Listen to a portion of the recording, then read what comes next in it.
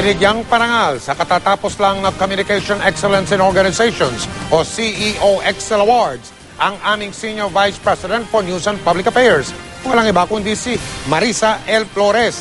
Diyan ay kinilala ang mga leader. Kinikilala po sa awards na yan ang mga leader na nakatulong para makamit ang layo ng kanilang kumpanya habang nananatili silang inspirasyon sa marami. Narito ang pagtutok ni Lay Alvi. Kinilala sa ikapitong Communication Excellence in Organizations o CEO Excel Awards ngayong taon ang ilang natatanging leader mula sa iba't ibang organisasyon. GMA Network 8, Ms. Marisa. Isa sa mga pinarangalan, si GMA Senior Vice President for News and Public Affairs, Marisa L. Flores. We have the most creative, dynamic, and passionate people in the industry. And fairness and balanced reporting, which I saw very early on, have been ingrained in our culture. That I lead this formidable team is a great blessing and an immense responsibility. And I always pray for the wisdom to continue to lead this team to do what's right. Sa pangunguna ng International Association of Business Communicators, kinikilala ng CEO Excel Awards ang mga individual na may galing sa komunikasyon na nakatulong para makamit ang layo ng kanilang kumpanya habang nagsisilbing inspirasyon sa marami.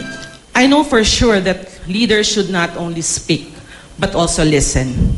And in this age of social media where anyone and everyone can speak, we must think before we speak and think before we click. Puno naman ng pasasalamat si Flores sa pagkilalang natanggap, maging ang kanyang mag-anak. Gusto kong pasalamatan yung lahat ng nag-mentor sa akin all through the years. Lahat ng mga kasamahan ko sa trabaho, mapa-boss, mapatauhan, at syempre yung pamilya ko.